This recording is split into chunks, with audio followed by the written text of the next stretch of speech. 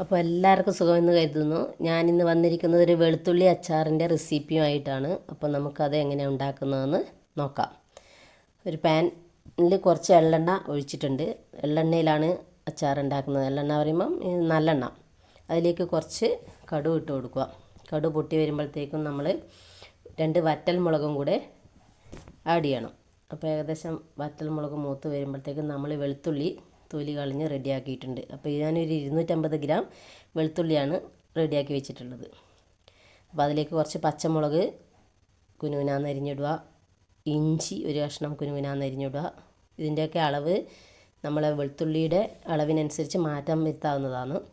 അതുപോലെ വെളുത്തുള്ളി വലിയ വെളുത്തുള്ളിയാണ് കിട്ടുന്നതെങ്കിൽ നമ്മളതിനെ കീറിയിട്ട് വേണം ഇടാൻ വേണ്ടിയിട്ട്. കാരണം എങ്കിൽ അതിലേക്ക് ഉപ്പൂരൊക്കെ പിടിക്കത്തുള്ളൂ, നമുക്ക് അത് കുറച്ച് വെന്ത് കിട്ടുകയും ചെയ്യുള്ളൂ. അപ്പം നമ്മൾ വെളുത്തുള്ളി ഏകദേശം ഞാൻ ഇതിലേക്ക് ആഡ് ചെയ്യുന്ന വെളുത്തുള്ളി നന്നായിട്ട് വഴറ്റിയെടുക്കണം. ഏകദേശം എൻ്റെത് നന്നായിട്ട് വഴണ്ടി വന്നിട്ടുണ്ട്. അപ്പം നമ്മൾ അതിലേക്ക് കുറച്ച് കറിവേപ്പം കൂടി ഇട്ട് ഒന്ന് ഇളക്കി കൊടുക്കുക. പിന്നീട് അതിലേക്ക് നമ്മൾ ചേർക്കുന്നത് എന്തൊക്കെയാണെന്ന് വെച്ചാൽ കുറച്ച് മഞ്ഞൾപ്പൊടി, കുറച്ച് കായം, കുറച്ച് ഉലുവ വറുത്ത് പൊടിച്ചത്, കുറച്ച് മുളക് പൊടി. കാശ്മീരി മുളക് പൊടി മാത്രമാണ് ഞാൻ ഉപയോഗിക്കുന്നത്. അത് ഞങ്ങൾക്കത് എരിവ് വേണ്ടാത്തത് കൊണ്ട് ഞാനത് മാത്രമേ യൂസ് ചെയ്യാറുള്ളൂ. അപ്പം പിന്നെ വേണ്ടുന്നത് നമുക്ക് കുറച്ച് ആവശ്യത്തിനുള്ള ഉപ്പും കൂടിയാണ്. അപ്പം അങ്ങനെ ഉപ്പും കൂടെ ആഡ് ചെയ്ത് നന്നായിട്ട് അതിനെ ഒന്ന് അതിൻ്റെ പൊടിയുടെ ഇതെല്ലാം മാറുന്ന വരെ ഒന്ന് മൂപ്പിച്ചെടുക്കുക. അപ്പം അങ്ങനെ ഏകദേശം മൂത്തിട്ടുണ്ട്. അതിന് ശേഷം നമ്മളൊരു 1/4 ഗ്ലാസ് വിനാഗിരിയും കൂടെ ആഡ് ചെയ്യുക. വിനാഗിരി ആഡ് ചെയ്ത് അതിൻ്റെ ആ കുത്തൽ മണം പോകുന്ന വരെ നമ്മൾ അതിനൊന്ന് അടുപ്പത്ത് വെച്ച് തിളപ്പിച്ചെടുക്കണം.